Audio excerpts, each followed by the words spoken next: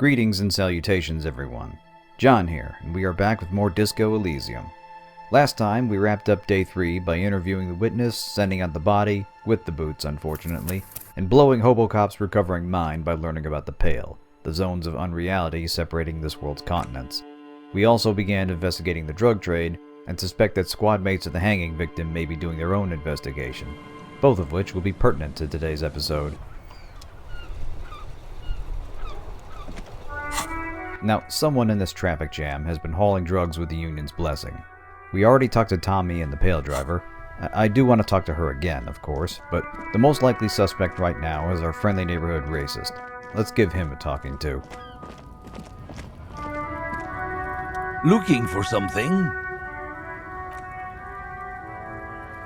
Our driver here doesn't let anything pollute his body while he smokes a cigarette. Now granted, meth and cocaine would be quite a bit more damaging, but for him it's not about what they are or what they do, it's where they come from.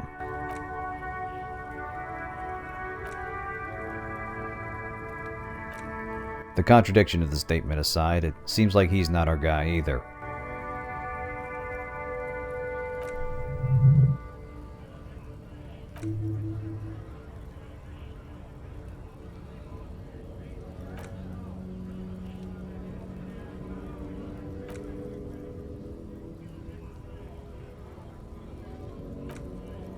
He does point to a fourth suspect, Sealang, the guy selling clothes outside the pawn shop.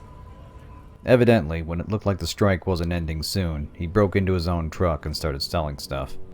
Of course, all we have is the word of an overt racist, but there's no harm in talking to him.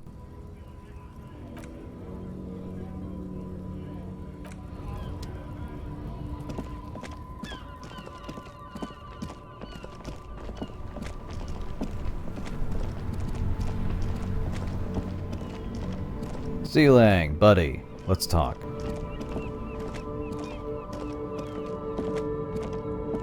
Everything's still cool here, officer.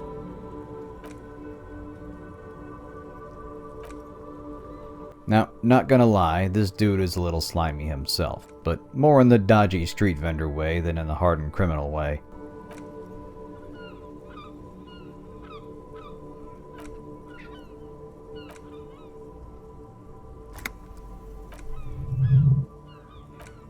Hater though our source may be, he does fess up to being a driver.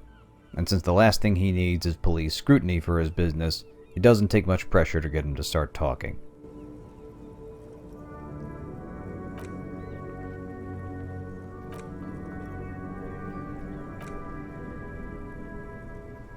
Rhetoric picks up that he's not talking generically. And empathy, that he's afraid. He's not lying, but he's got some understanding of who's involved.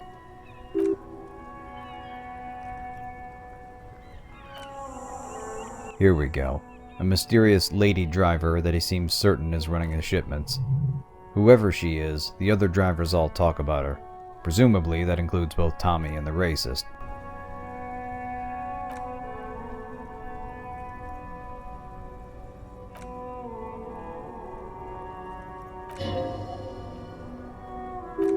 We did ask the Pale driver about drugs already, but there's no harm in asking her about this lady driver, too. Tempting, but no thank you. Stay cool, buddy. And back up to the jam we go.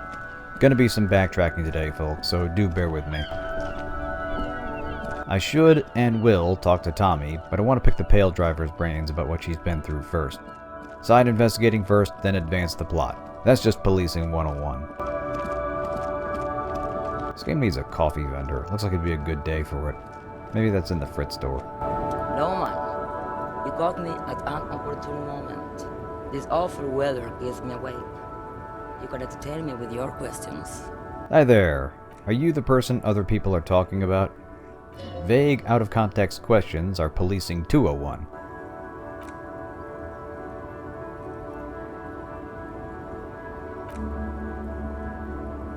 We did ask her about the drugs already, so of course she's not our suspect.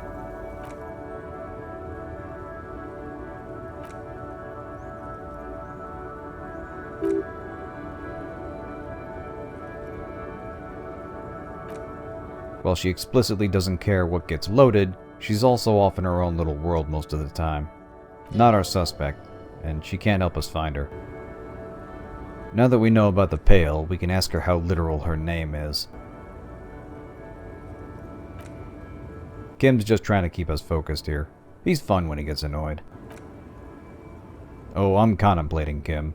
I'm drawing existential conclusions from this. God, it's like this game is reading my mind. I love this. Come on, dude. This shit's fascinating. Now, old people generally fall into one of three categories. Boring, creepy, and cool. This lady is very clearly in the third category. Yeah, she doesn't give enough fucks to smoke filtered. This is the old lady version of John Wayne.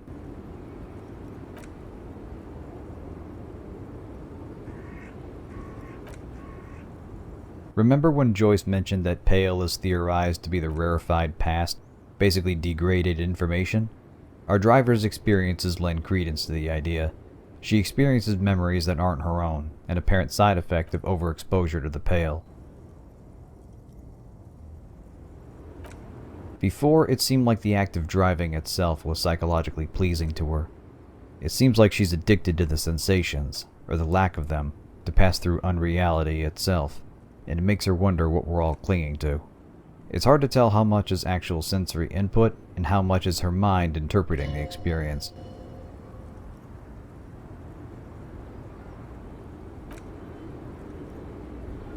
Essentially, aircraft fly blind through the Pale, and drivers roll onto them like a ferry for the crossing.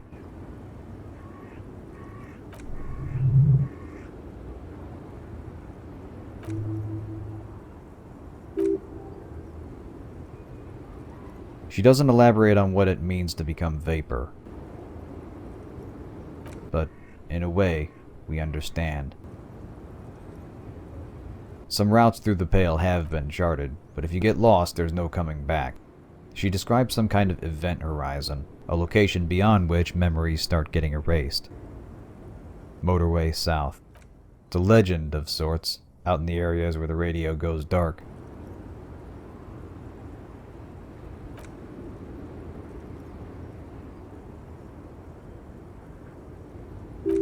Conceptualization recognizes it in the song she was singing. She's seen the beginning, but there's no telling what's at the end.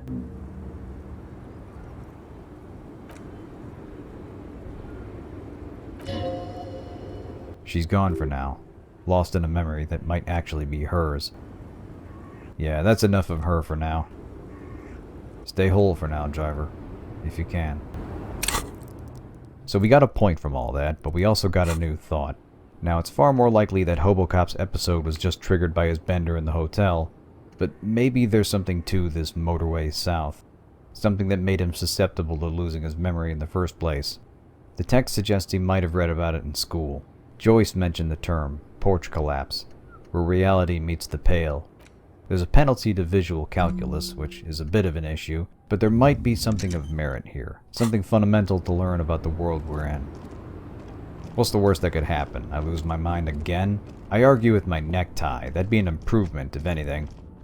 Anyway, back to our more immediate problem. Let's talk to Tommy, see if he knows this lady driver.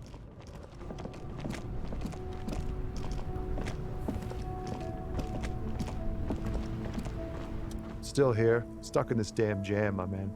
What's up? Sorry, me again, back about the drugs thing. He immediately clams up, doesn't even try to pretend he doesn't know her. He insists she's innocent.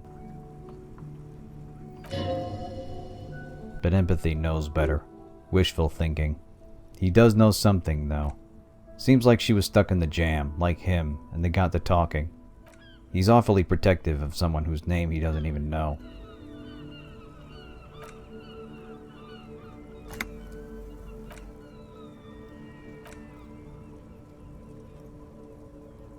Not much of a description. We'll keep an eye out for a girl who dyes her hair, I guess. He's adamant that she's a good person, but deep down, he knows this means she could still be guilty. He fears that if we pursue her, she'll end up dead. He makes her sound nihilistic, ready to die. Vulnerable, but only deep down. A career criminal who can't see the way back, maybe. Doesn't seem to be attracted to her, just cares for her. Saw something special where everyone else sees trouble.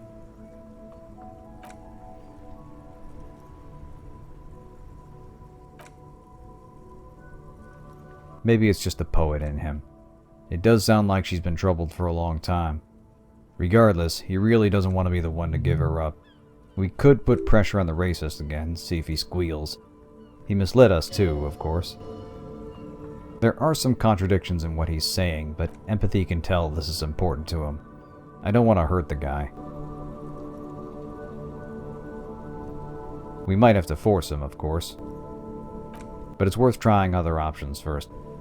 Maybe we'll put the screws on someone with a little less of a conscience.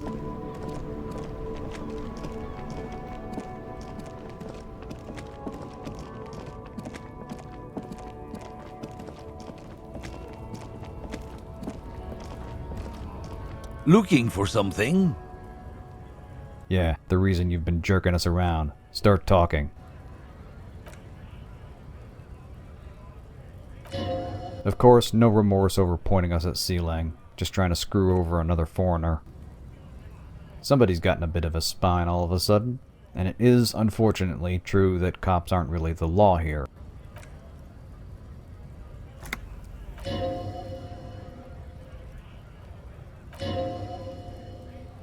And then Kim gets an idea. He seems to know someone that a guy like him would fear. La puta madre. The name puts him on his back heels. A cartel leader with spies everywhere. The unions and, according to Kim, the RCM. It's an act, of course, but a cop peon wouldn't be investigating drugs, so much as making sure that the pipeline stays intact. And one of their mules running off, stealing from the boss, that would get his attention. Bluster versus bluster, and Kim's got the upper hand. Protection from your guild doesn't mean shit in this town.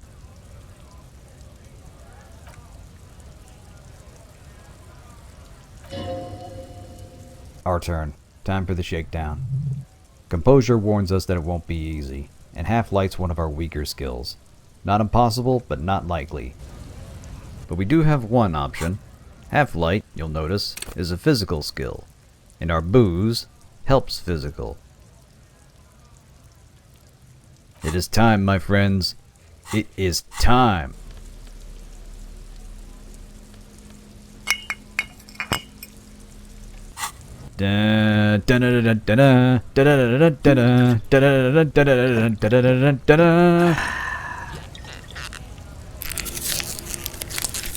I'm Harry the Hobocop. My hair's like a dirty mop. I drink all the time while I'm fighting crime. I'm Harry the Hobocop. Yeah! Mercury rising, bitch. I'm the best at alcoholism. Tempting as it is to fight racism with racism, let's keep it clean and just threaten arson. You know, set a positive example for the kids.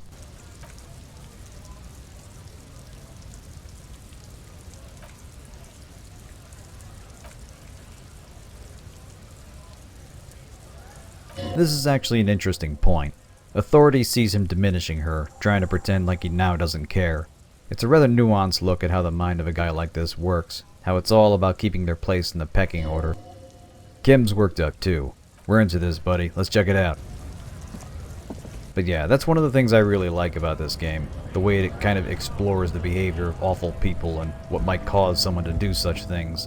Nobody starts out doing hard drugs for kicks or behaving like a monster to entire groups of people. It's a process. It's an erosion of who you consider worthy of empathy. And by allowing it to happen to the player, it becomes a fascinating look into human nature. Green truck by the monument. Here we are. Looks like it's been here a while. Driver's nowhere around.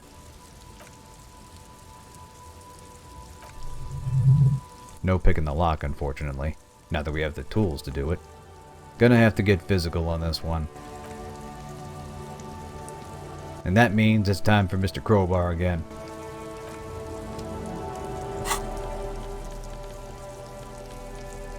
I'll note that I'm still under the influence of alcohol. Let's do this. I'm Harry the Hobocop. I drink beer like soda pop. I monologue too, I like 42. I'm Harry the Hobo. Fuck. Damn it, 42, I trusted you. That's the real lesson of this game. Everything you love will betray you. I gotta bulk up, this is embarrassing. Alright, we may have to try something else here. And by that I mean, let Kim do it. He has so much to teach us.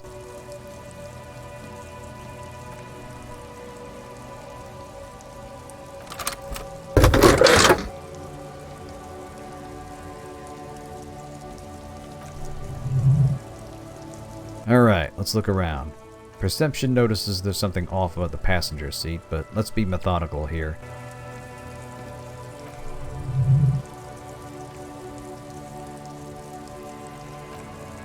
Perfume might be a clue if we can track this girl down.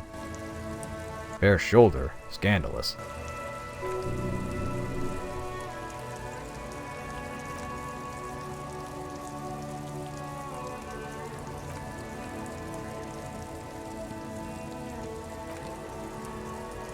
The driver pulled the frequency dial, but Kim says there are a lot of saved radio stations, over 100. Long-haul truckers might need to keep in contact, but this would cover a whole fleet. Long range, too. Interfacing says at least 20 kilometers.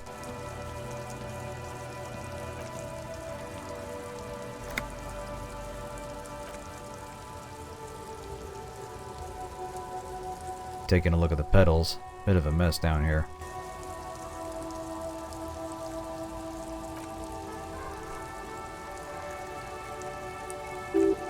Now this is interesting. She glued sandpaper to the throttle, logic says for extra grip. And that would wear down the pattern on a driver's right boot. Just like the one at the crime scene. Our lady driver, the drug runner, was also at the hanging. How about that? It's more than likely that the Hardys are involved in this operation somehow, but there's a lot we don't know. Still, it wouldn't surprise me in the least, and we should definitely confront them about this.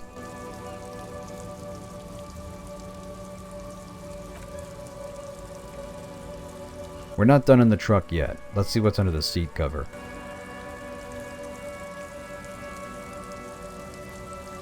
Bingo. Maps and routes of the drug trade throughout Revachol.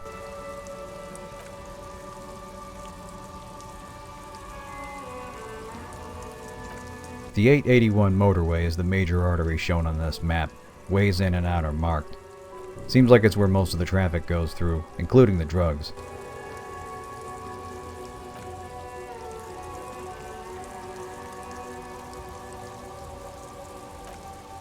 The second one shows storm sewers, a massive network of them, not far from our precinct.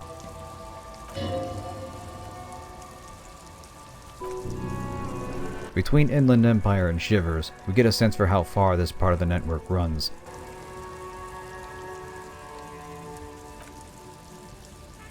And the last map covers tunnels from the motorway's construction, abandoned, and now used by the smugglers.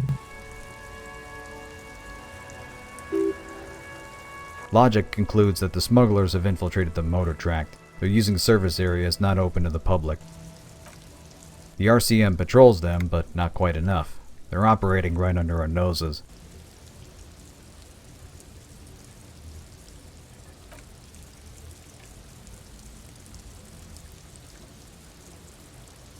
Kim used La Puta Madre to scare that guy earlier. That's one of the crime syndicates, Besmertes, that may be responsible.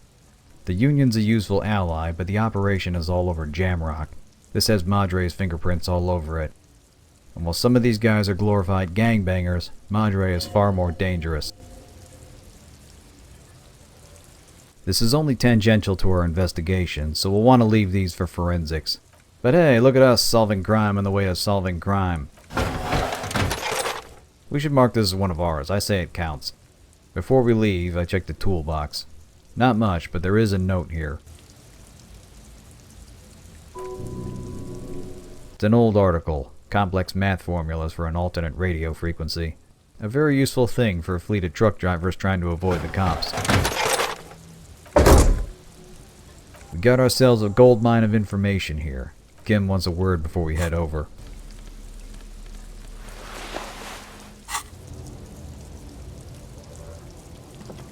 Alright, we've finished here. Let's quickly debrief and go over what we found, so we don't do it in front of the company rep.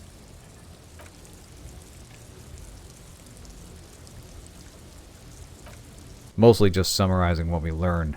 Everything points to an extensive smuggling operation. It's not just well organized, it's got some money behind it too. Someone outside the syndicate. With an alternate radio frequency and abandoned infrastructure for transit, they can operate with relative impunity over a wide area.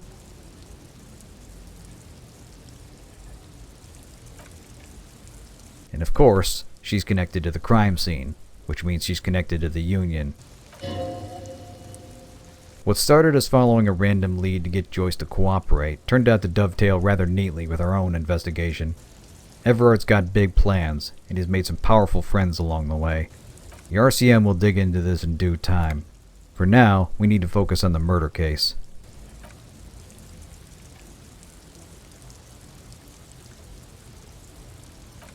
Something does worry Kim, though. Someone should have been investigating this already, especially if Madre is involved. He surely noticed that the tunnel maps run close to our own precinct. Someone in the RCM might be looking the other way on this, or worse. For now, let's get back to Joyce. Tommy calls us over.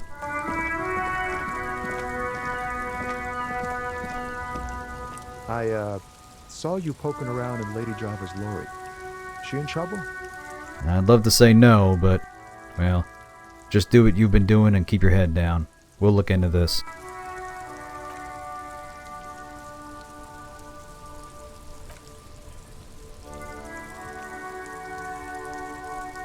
Rhetoric is our grammar Nazi, suggesting it's a stage name. Oop, clicked on the wrong option there.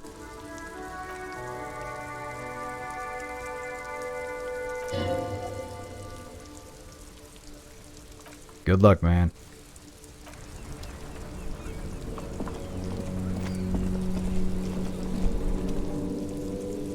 Random thought bubble from Shivers leads to an inner conversation. That skill also gets a boost from the drink I had. Pulling back for a bird's eye view of the district, getting a feel for the city. Rainy and humid, the city's feeling miserable too. Off to the west, the bay, an old sea fort, and beyond that, the delta, the financial district. It reminds me of a view I had when I went to Tokyo back in August.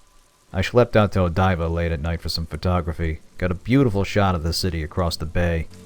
The mood's different here. We're in a slum, naturally, but there's a similarity in the feeling, the enormity of it all, how big the city is, and how every one of those lights is a life unto itself. A story we'll never know. To the east, the harbor, the strike all this is supposedly about. It's all about money. Who has it? Who needs it?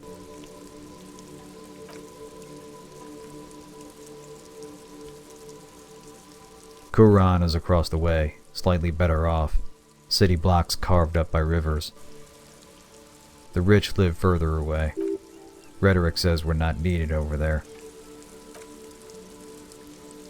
North are old apartment blocks, still bearing the scars of a war some 50 years old.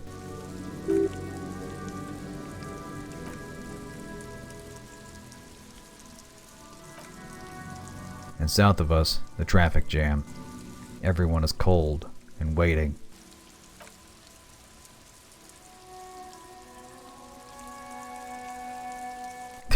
Damn it. Oh god, that still gets me. Just out of nowhere, Shivers and I start rapping DMX, and Shivers really gets into it. That got me good when I first saw it. And of course, these two pick a song that, let's just say Where the Hood At has not aged well in its social sensibilities, to be extremely charitable. It's like Dire Straits and Money for Nothing. You can still like the song, but maybe don't sing that one part aloud. So yeah, back to our noir monologue. Aerostatic transports fly overhead. You actually see this in the menu screen if you look close. Bunch of helicopters, and one's this big bulky thing hauling a cargo crate. Alright, enough staring into the rain. We got work to do.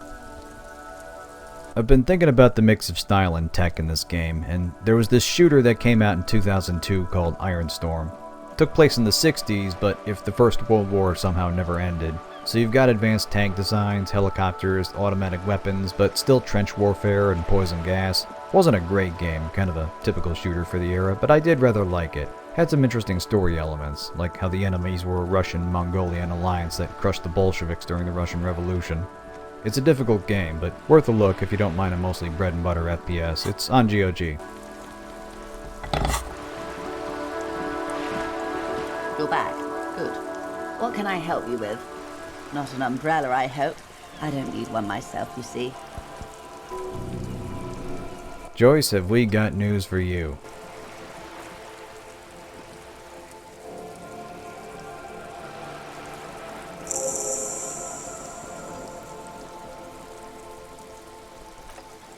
She's been watching us, or watching the harbor area in general. A bit paranoid, but understandable given the circumstances. No, Authority, we are not bossing Kim around. He's put far more points into you, be realistic. He makes it clear that any investigation will be done on the RCM's terms, not Wild Pine's. But we did find what she expected to find, and so she's willing to share what she knows. And it's a doozy. Bloodbath is, I admit, not an encouraging term.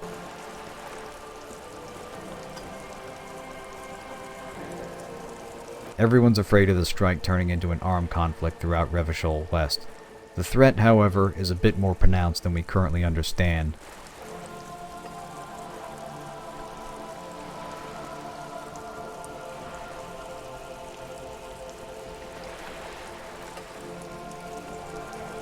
Fearing that Joyce was getting nowhere, Wild Pine sent in mercenaries to intimidate the Union. 3 of them from the Krenel Company. They check in with Joyce, but don't take orders from her.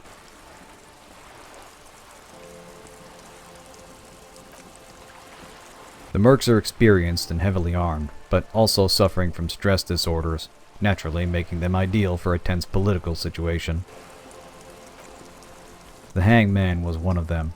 Supposedly, he sexually assaulted a local woman and was overpowered by the Hardy Boys while he was alone.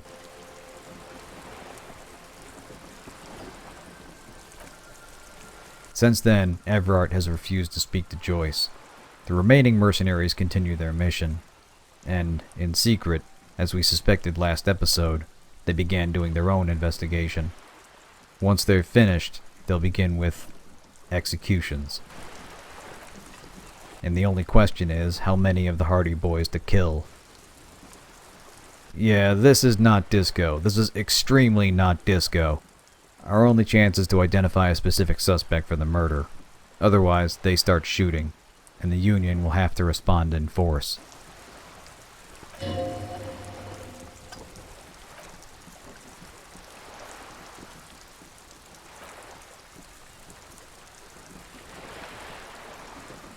While the Union has a significant numbers advantage, 2 men with automatic and semi-automatic weapons can cut down scores of them in seconds. Their armor can also shrug off a lot of incoming fire, especially from the kind of guns the Union would have. It'd be a massacre.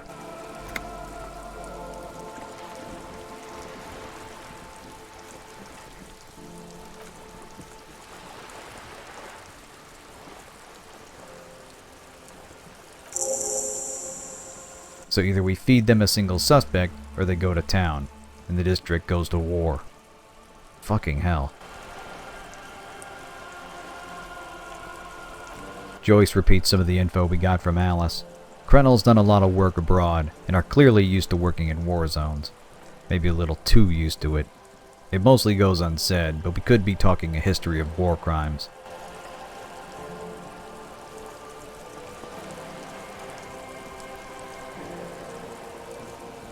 We'll need Alice to come through if we want to know more about these guys. I don't get to it in this video, but we'll want to check in with her before the end of the day.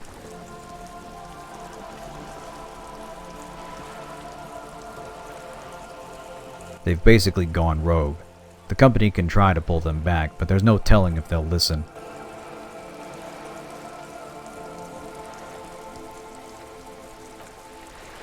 Everyone in Martinez is repeating the same story, that the deceased assaulted a woman.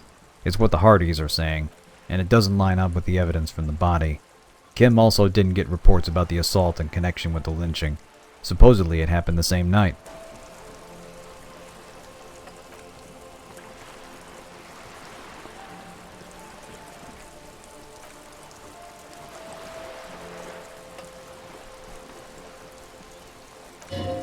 Inland Empire suspects we'll meet her soon. Certainly feels that way. All the evidence points back to the whirling, and the Hardys must know more than they're confessing to. The question is, do they know what they've gotten into? The dead man's name is Lely. Not his full name. Only one in the squad identified themselves. Cordy is their point man, and a woman named Phyllis DePaul works the radio.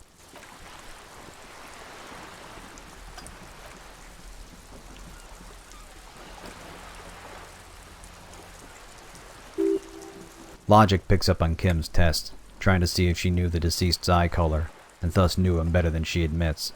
She's being real here.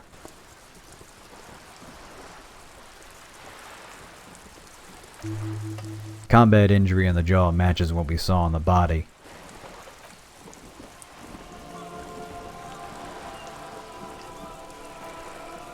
It was so severe that it affected his speech pattern. Yeah, the guy had been through a lot. All the more reason to keep him out of a situation like this.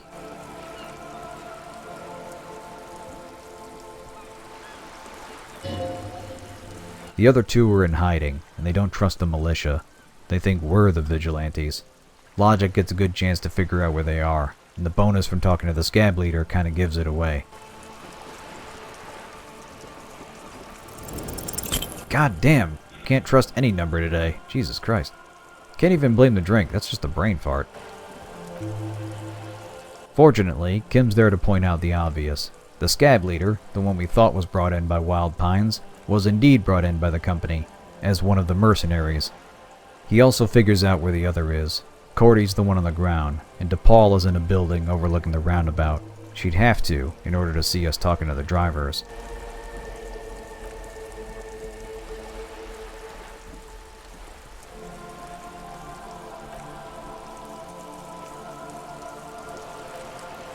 They don't check in about this matter.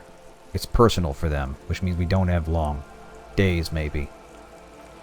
Sorry doesn't even begin to cover it, Joyce.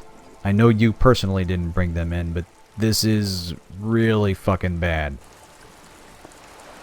The tattoos might not be the most pressing issue right now, but they may be able to tell us something about the victim.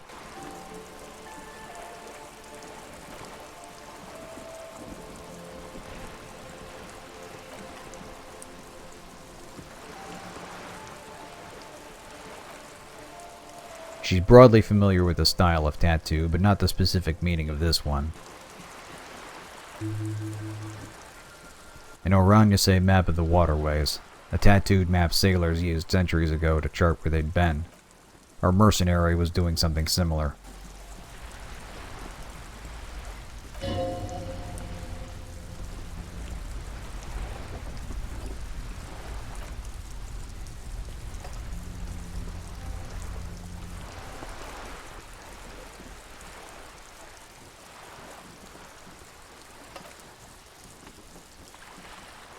He's had quite the journey himself, matching his service record.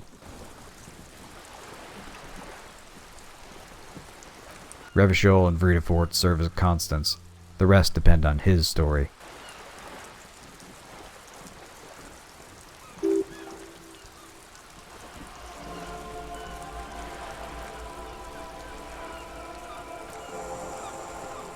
Of course, he was no sailor. So what exactly these represent, besides their rough location, is unclear. Tours of duty, perhaps? His squad mates may be able to tell us more, though obviously showing them the picture of the dead man isn't going to calm them down. Still, it was important enough to mark his body permanently with them.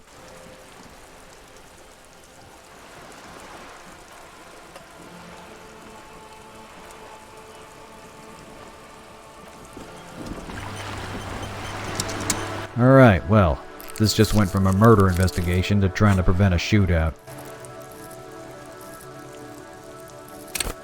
Couldn't decide on a point just yet.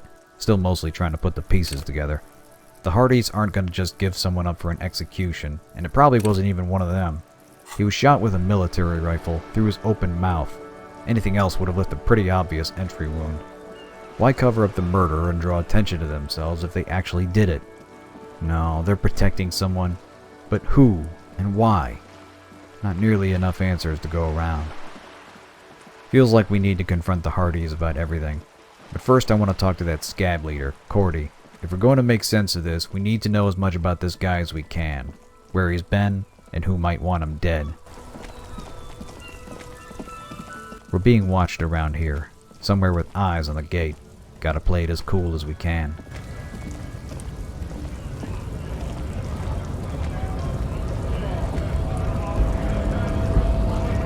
Right to work! Right to work! Shame on you! Hey there, big fella. Little Bird told us you know a thing or two about tattoos.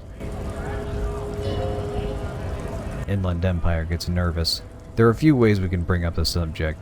Now bear in mind these guys take a dim view of the cops.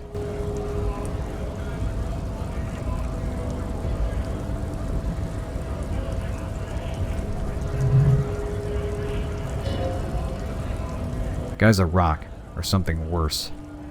But the sight of it does get to him. Brings up something to the surface. Something ugly and dark.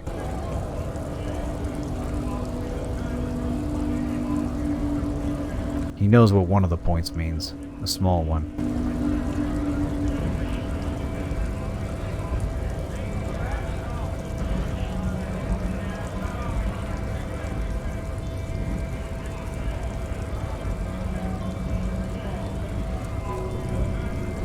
Pain threshold warns us.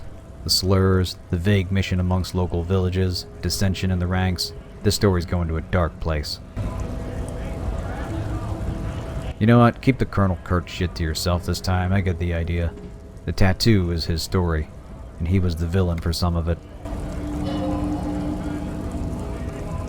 Kim thinks we've tempted fate enough. I agree. Let's get out of here. Where's a cassowary when you need one? Right. Well, one thing's for sure. The Hardy boys are in deep shit.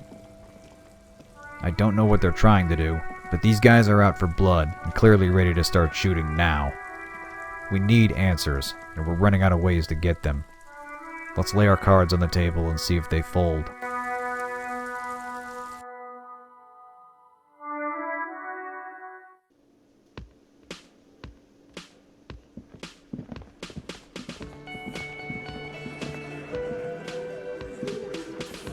I've got nothing to say to you. Why are you wasting your time? I check Elizabeth first, see if she's got anything to say. I remember I didn't ask about Everard putting her through college. She's a rock too, in her own way, but composure and authority can tell she wasn't expecting this.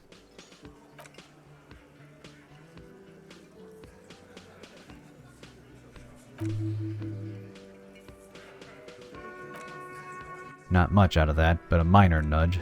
You're in this too, Miss Legal Counsel. You may want to listen closely. Looks like the circus left town, but the clowns are still here. So, demonstrating our authority to a bunch of macho dipshits is a tall order. But theirs is flimsier than you might think. Observe. 7 Hardys, 8 sets of footprints. What's the matter? Booth not big enough for everyone? Glenn gives away that it's a she. Reaction speed thinks that it might be Elizabeth, but we already know it's the smuggler.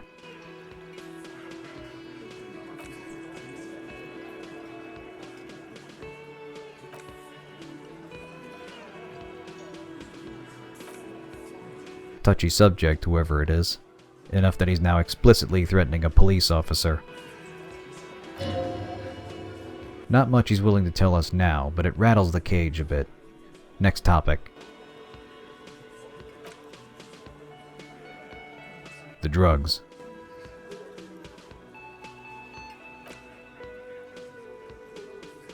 Your clean neighborhood has a smuggler's truck rolling right through it, one of several, and the driver was at your little play in the yard. Suggestion says give this one to Kim. All yours, partner. The drugs go through you, don't they?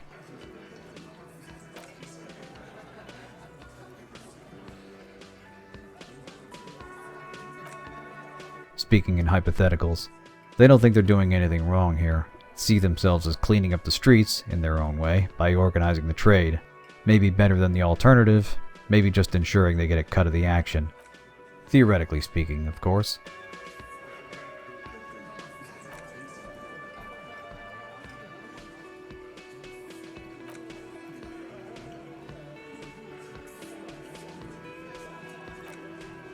And back around to the missing Hardy, the odd soul. Let's nudge him a bit. Is it really you running this? She's the one with the truck, the maps, the radio. Well, if you run this goddamn scene, then we're not talking hypotheticals anymore, are we? Oh, we're just getting started, Council. I hope they told you about the next one. Mind explaining how a bullet ended up in his head?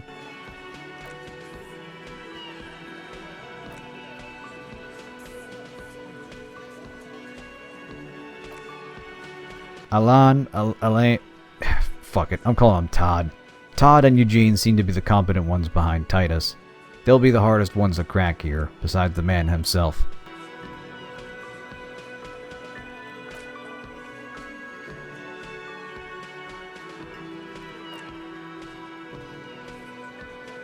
They're not impressed by the bullet, but the theories are landing a little close to home. The jokes are deflections.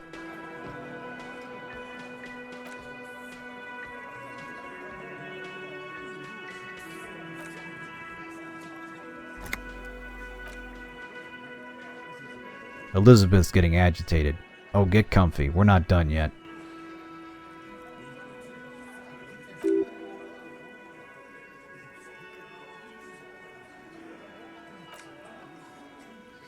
Tell me, how do you feel about an audience?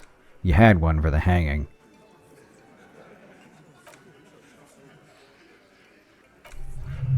He'd be too dumb to stage this if he didn't expect at least one witness. And I'd have to be too dumb to live to tell him exactly who he is.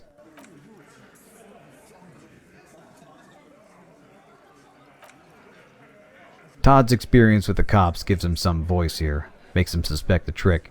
How about how quiet it was for a hanging? Sure, Shanky, I bet you guys are just a picture of stealth.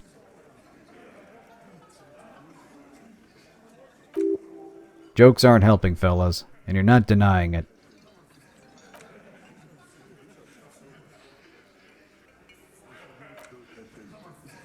Kim spies a weak link. Glenn isn't fooling anybody. Meanwhile, our witness confirms he saw a couple of the Hardys, or guys matching their description. Yes, you were all there, and putting on a hell of a play from the sound of it.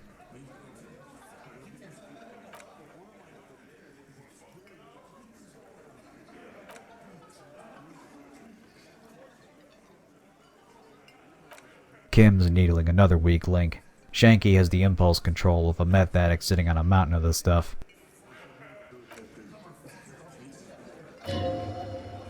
It's not enough to break them, but we are getting under their skin.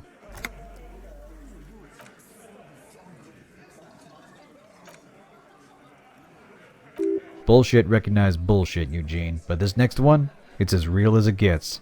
The guy you say you killed, he's got friends. Very violent, very dangerous friends. They know where the mercs are from, which means they know a little bit of what they're up against. But if you all formed a lynch mob, what's to stop the mercs from just strolling in here and gunning everyone down? The law?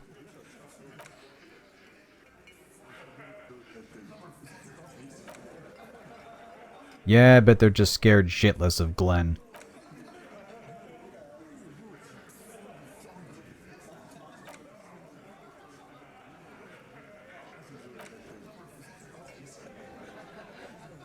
These guys aren't street punks, and they're not cartel goons. They're experienced killers, quite possibly war criminals. They're also heavily armed and heavily armored. Think that pea shooter's gonna be enough?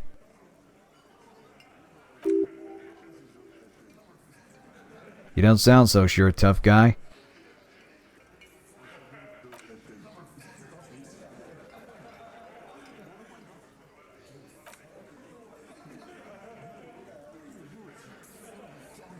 What do I think is gonna happen? I think your mouth's writing checks your guns can't cash, and watching them slaughter you idiots would almost be worth the hell it would unleash. But hey, you got this, right? You got the numbers. Everyone in the district is ready to die for you. Aren't they, Shanky?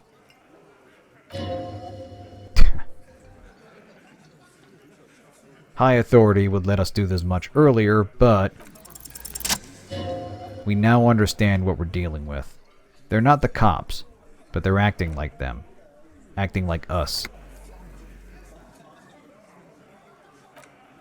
I dig deep for the biggest insult I can find, and it's right there in the mirror. Hey man, I hit the bottle too. Did it just a couple hours ago, actually. You'd make fine police officers, and I mean that in the worst possible way.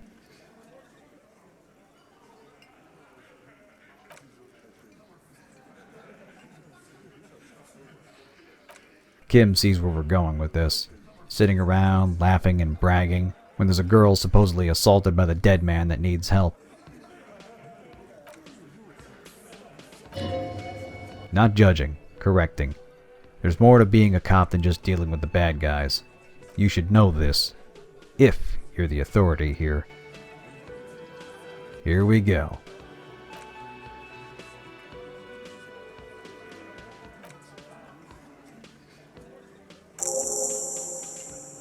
Clase Amando. Silvery jumpsuit, blonde. Rings a bell. One that Inland Empire hears, loud and clear. The girl we ran into upstairs, right when we woke up. The one to whom we admitted we couldn't remember a goddamn thing. Composure is badly shaken. Our honesty is coming back to haunt us. Yeah, we are not cool right now. We are very undisco.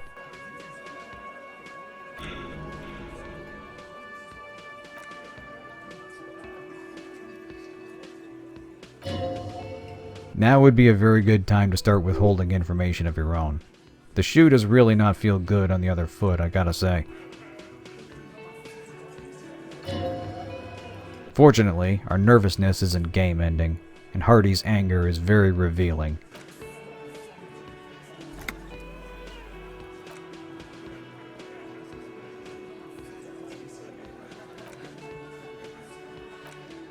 Two weeks ago, maybe. That doesn't square with what Joyce told us. The story supposedly making the rounds.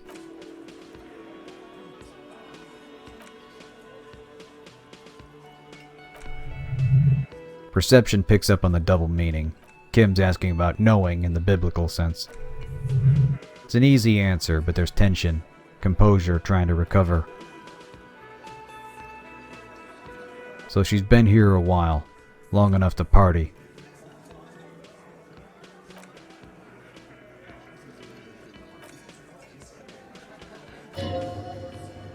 Getting a lot of mixed signals from this bunch about what should be a clear-cut matter, and the picture gets a lot murkier if the guy pretending to have killed our suspect was also having sex with the victim.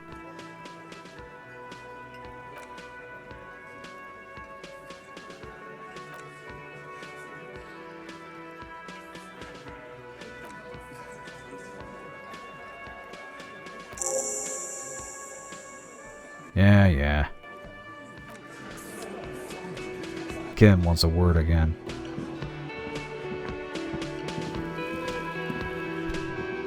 Officer, what was that? Yeah, about that. She, might know that I drank myself into amnesia. Whatever you do, don't say the first thing. Good advice, Frederick. Nice hustle.